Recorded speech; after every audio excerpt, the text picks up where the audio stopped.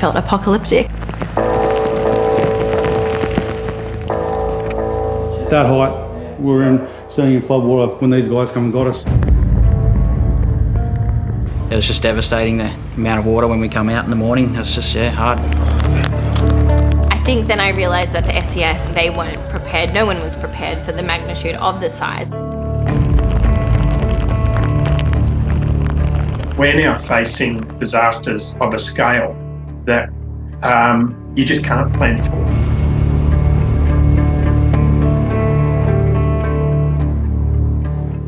As water came rushing through the town, people were forced onto their roofs, fearing for their lives. Now, SES was here, but it was the goodwill of volunteers that saved most people.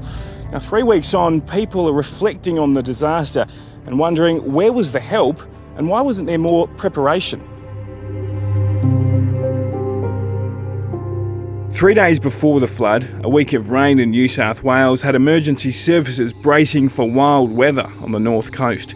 But it wasn't enough for SES to call for reinforcements. The ADF reportedly called the SES that day asking if they needed support, an offer that was turned down.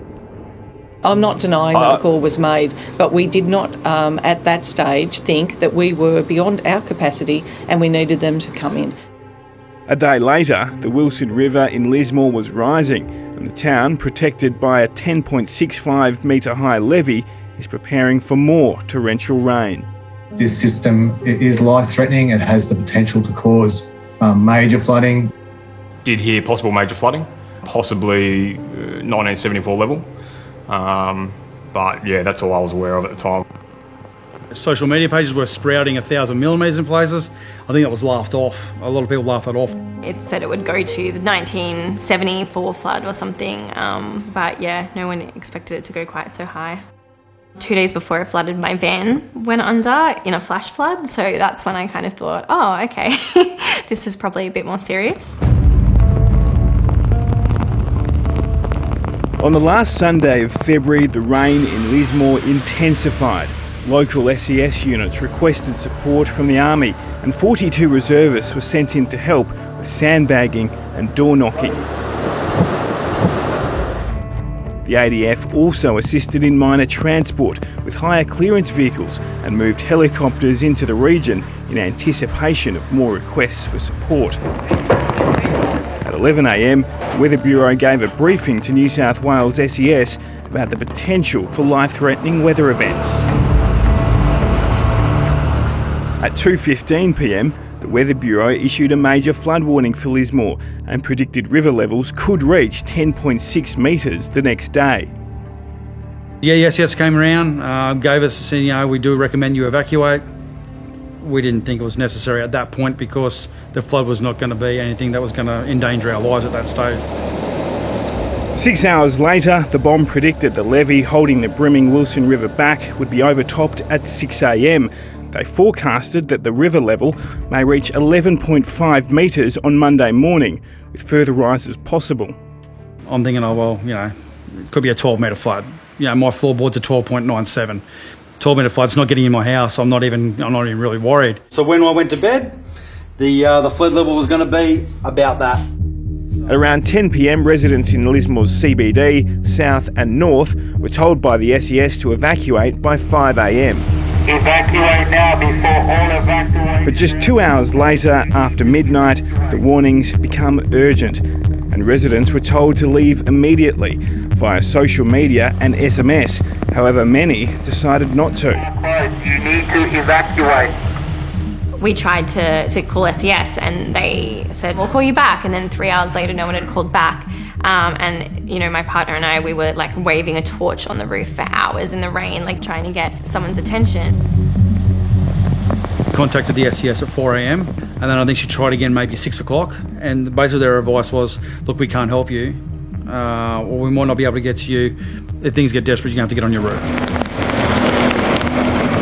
The SES made a plea for civilians to help. We can't have too many boats come down to our unit, give us a hand. We would absolutely welcome you with open arms.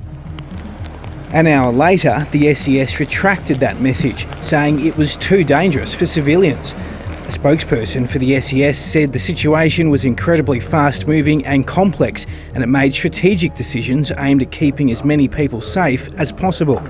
A friend of mine and his family were trapped on a roof. That's what initially got us in the water. When it got to Monday, the amount of rain we had even on the Monday was, tremendous. It got out of control.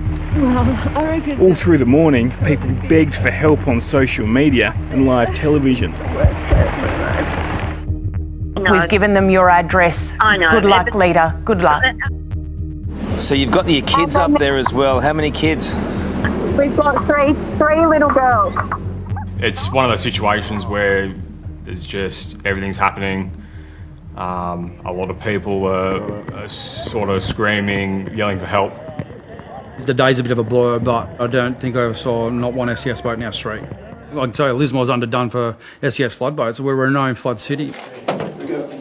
On the day, the SES moved to reassure people about its resources, but admitted there were difficulties getting in aircraft because of the weather. Lismore itself has at least 7 boats, and we've sent more boats from surrounding areas up there to help. Local resident Sally Flannery made a public list connecting volunteers with people in life or death situations.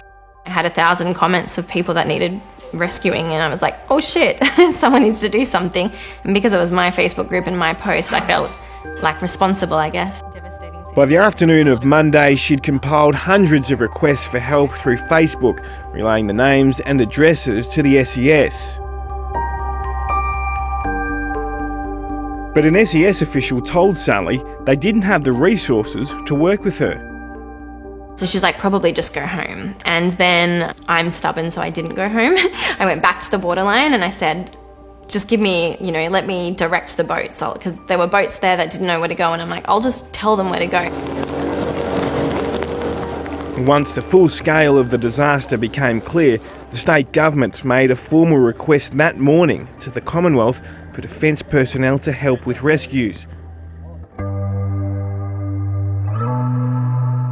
By midday, Jason and his teenage kids had been standing in chest-high water for 6 hours, waiting to be rescued. It was just one of them things, it's just you couldn't be happier to see somebody come back and say, here, we're here to save you. If it wasn't for you guys, geez, I don't know what we would have done.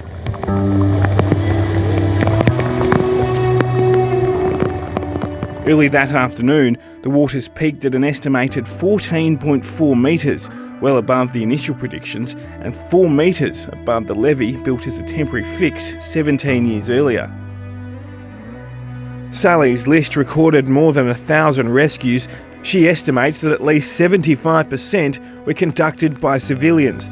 The SES says it received more than 7,000 calls for help in New South Wales and conducted almost 1,700 flood rescues over 3 weeks. 4 people in the Lismore area died in floodwaters. The way that individuals just stepped up when it was clear that the emergency services were initially overwhelmed, there was no military there to assist in the early stages. To me, that's heartwarming. Climate change is driving disasters of a scale and severity and frequency that we can no longer handle with the resources we have. So there needs to be a total rethink. There was advice being provided for people to not take matters into their own hands, but from what I saw over the course of the week, had neighbours not got into boats, then I believe the death toll would have been much higher.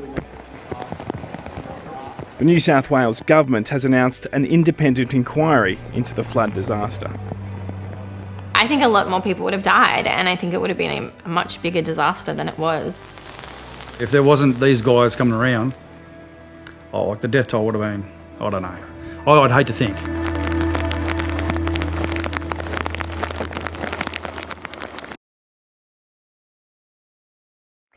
Hi, I'm Lee Sales. Thanks for watching this story. If you'd like to watch more of 730's stories, they are on the left of your screen. And tap on the button below to subscribe and get the latest from ABC News.